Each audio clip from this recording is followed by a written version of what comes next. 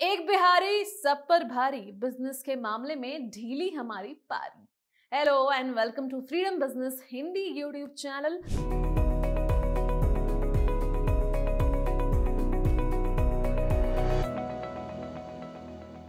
जो भी बिहारी इस वीडियो को देख रहे हैं, आप सब जानते हैं कि बिजनेस के मामले में हम अभी ढीले हैं। हम आईएएस आईपीएस ज्यादा बन रहे हैं बट बिजनेस कम कर रहे हैं। बिजनेस से भी बहुत फायदा है, ये हम सब कुछ समझ चुके हैं, लेकिन बिजनेस शुरू क्यों नहीं कर रहे? हमें लगता है बिहार में किसी भी बिजनेस की शुरुआत नहीं की जा सकती है, लेकिन ऐसा नहीं है। आज की इस वीडियो में हम बात करेंगे, हम आपको देंगे कुछ ऐसे बिजनेस आइडियाज जिससे आप समझ जाएंगे कि बिहार में भी इट इज इम्पोर्टेंट और बिहार में भी इट कैन बी इम्प्लीमेंटेड। तो सबसे पहला आइडिया है ऑनलाइन बिजनेस स्टोर का। चाहे आपकी दुकान सीमेंट की हो या ब्रिक की हो, अगर आपने अपने बिजनेस को ऑनलाइन नहीं लाया है तो आपका बिजनेस अभी के टाइम के अनुसार नहीं चलेगा बबुआ। आपको जरूरत पड़ती है एक ऑनलाइन बिजनेस की शुरुआत करने की, और अगर आपका जो भी अभी बिजनेस है उसको आप ऑनलाइन सेटअप कर लेते हो तो वो आपको काफी मुनाफा देगा। एक रफ एंड टफ आइडिया है कि आपको ऑनलाइन बिजनेस सेटअप करना होगा। अगला आइडिया है स्टार्ट लिट्टी चोखा बिजनेस, जो कि बिहार में बहुत ही फेमस है और बेस्ट फूड बिजनेस है, और ये डेटा कहती है। अपने ट्रेडिशनल डिश को आगे ले जाना और उसकी रीब्रांडिंग करने की वजह से आपका ये बिजनेस काफी मुनाफा कमा सकता है, क्योंकि बिहारी जो होते हैं वो एक स्ट्रॉन्ग थॉट रखते हैं कि हमारा डिश जो है वो नंबर 1 होता है। तो अपने डिश को नंबर 1 रखने के लिए वो बहुत ही मुनाफा करवा सकते हैं आपके बिजनेस की। अगला है start a warehousing business. Warehouse खोल लीजिए, क्योंकि 80% जो है बिहार की पॉपुलेशन की वो एग्रीकल्चर पर बेस्ड है। जो भी प्रोडक्ट वो उगा रहे हैं या फिर जो भी प्रोडक्ट वो बना रहे हैं उसके लिए वेयर हाउसिंग की जरूरत पड़ती है, एक अच्छे क्वालिटी की, जो कि बिहार में फिलहाल मौजूद नहीं है। और अगर आप इस अपॉर्चुनिटी को ले लेते हो तो फिर यहाँ पर एक बहुत ही अच्छी प्रोबेबिलिटी होती है आपके बिजनेस की आगे बढ़ने की। साथ ही आप अपने वेयर हाउस में बाकी सारे सर्विसेज भी ला सकते हो, जैसे पैकेजिंग, इसके अलावा ऑर्डर प्रोसेसिंग। ये सारी चीजें अगर आप शुरू करो तो वो और भी बेहतर हो सकता है। अगला है start a cold storage facility. Cold storage facility का मतलब यह है कि जहां पर प्रोडक्ट्स जो हैं वो प्रिवेंटेड रहते हैं और वो खराब नहीं होते हैं।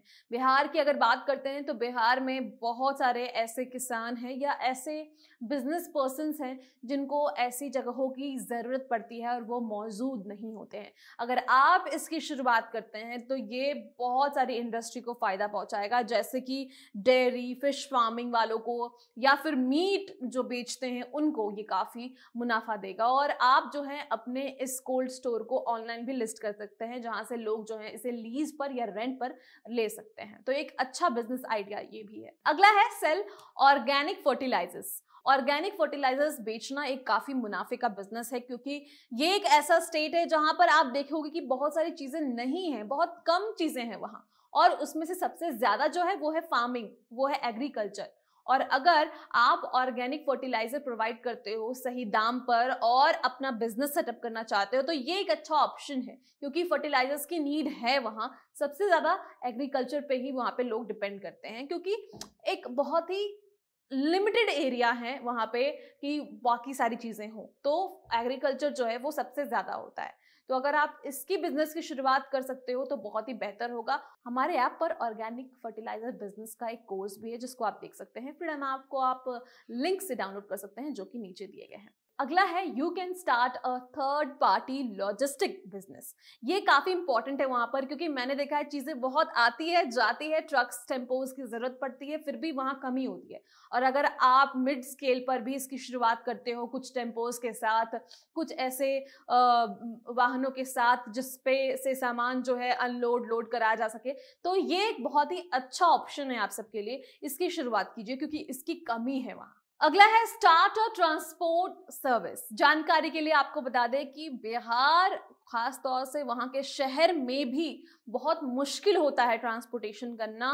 रीजन बीइंग कि बहुत सारे बच्चे जो हैं बहुत छोटे छोटे शहर जो हैं वहां के या गांव हैं वहां से पढ़ने आते हैं मेन शहर में जो कि पटना है, और उन्हें जब भी घर जाना होता है तो काफ़ी मुश्किलात आती है, क्योंकि गाड़ियों में बहुत ही भीड़ होते हैं। तो वो चाहते हैं कि वो पर्सनल कुछ ले लें, लेकिन वो उतना जो है मैनेज नहीं कर सकते उतने एक्सपेंसेस। तो आप ट्रांसपोर्ट सर्विस की शुरुआत कर सकते हो, जिसमें आप डिफरेंट टाइप की गाड़ी जो है वो रख सकते हो और उसे रेंट पर दे सकते हो। वहाँ पर रैपिडो जैसी कंपनियां हैं, लेकिन बाइक के लिए बहुत मुश्किल होता है वहाँ पर मिलना। लेकिन होता है ना कि जैसे 1 मंथ के लिए हमने रेंट पर दे दिया, ऐसी चीज़ें वहाँ नहीं है। तो अगर आप इसकी शुरुआत करते हो तो आपको काफ़ी मुनाफा हो सकता है।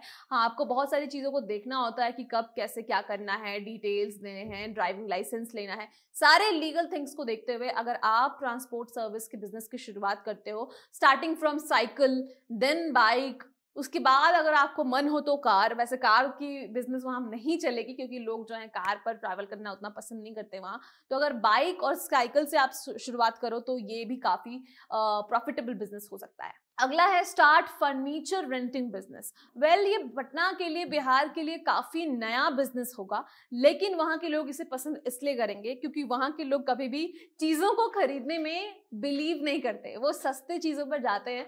लेकिन अगर आप बहुत ही कम दाम में रेंट पे फर्नीचर प्रोवाइड कर रहे हो जो कि दिखने में काफ़ी अच्छा हो और उनके घर के लिए काफ़ी अच्छा हो, तो वो ज़रूर खरीदेंगे। तो ये एक बेहतरीन आइडिया हो सकता है, और ख़ास तौर से उन स्टूडेंट्स के लिए जो बाहर से आते हैं पढ़ने, उन लोगों के लिए जो जगह जगह वहाँ पोस्टेड होते हैं, जिनकी गवर्नमेंट जॉब्स होती है। बहुत सारे पॉइंट्स हैं जिसे कंसिडर करने की ज़रूरत है, और अगर इसको आप एक्सपेरिमेंट करते हैं तो ये भी एक प्रॉफिटेबल बिजनेस हो सकता है बिहार में। अगला है fish farming business.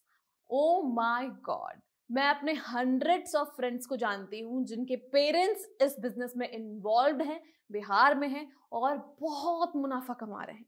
Fish farming एक बहुत ही बेहतर ऑप्शन है बिहार में, क्योंकि वहाँ की जो ज्योग्राफिकल कंडीशन है वो इसको एक्ट करती है। और अगर आप भी इसकी शुरुआत करते हैं अपने छोटे से पोखर से भी, तब भी आपको मुनाफा हो सकता है। आपको बता दें, ये बहुत ही पुराने ज़माने से चलता आ रहा है, गाँवों से इसकी शुरुआत होती है। लेकिन अब जो है, चूंकि टेक्नोलॉजीज आ गई है, बहुत सारे प्रोडक्ट्स जो हैं उसे खिलाने की ज़रूरत पड़ती है। थोड़े से अच्छे ढंग से करने के लिए आप भी इसकी शुरुआत कर सकते हो। अच्छे ढंग से करेंगे तो मुनाफा आपको ज़रूर होगा। अगला आइडिया है हाइड्रोपोनिक फार्मिंग का। हाइड्रोपोनिक फार्मिंग बेसिकली फार्मिंग में आता है, बट इसको आप बिजनेस भी कर सकते हो। यहाँ पर बहुत पानी की ज़रूरत नहीं पड़ती है, लेकिन बहुत ही मुनाफे का काम है। यहाँ पर लोग जो हैं कम इन्वेस्टमेंट के साथ शुरुआत करना चाहते हैं किसी भी फार्मिंग या बिजनेस की, तो ये भी एक अच्छा ऑप्शन होता है। बहुत सारे ऐसे गाँव हैं वहाँ जहाँ सुखाड़ी रहते हैं, जहाँ वो ड्राई लैंड ही होता है, बट स्टिल लोग जो हैं इसकी शुरुआत करेंगे अगर। तो हाइड्रोपोनिक फार्मिंग एक ऐसी टेक्निक है जहाँ पर पानी की ज़रूरत बहुत ज़्यादा नहीं पड़ती है, बहुत कम मिट्टी की जरूरत पड़ती है और बहुत ही कम स्पेस में इसकी शुरुआत की जा सकती है। तो बहुत सारे लोग हैं जिनके पास ना बहुत ज़्यादा लैंड है, ना ही उनके पास बहुत ऐसी प्रॉपर्टी है जहां पर वो फार्मिंग या बिजनेस की शुरुआत कर सके। तो आज के इस वीडियो में हमने जाना 10 ऐसे बिजनेस आइडियाज जो कि बिहार में किए जा सकते हैं। तो बिहारियों को ये भी प्रूव करना है कि सिर्फ हम IAS IPS के लिए नहीं बने हैं, हम बिजनेस करने के लिए भी बने हैं। तो बिना किसी देरी के आप इन आइडियाज को इम्प्लीमेंट करिए और दिखा दीजिए दुनिया को कि बिहार में काबा। वेल, इसी के साथ करते हैं इस वीडियो को यहीं पे खत्म। Thank you so much.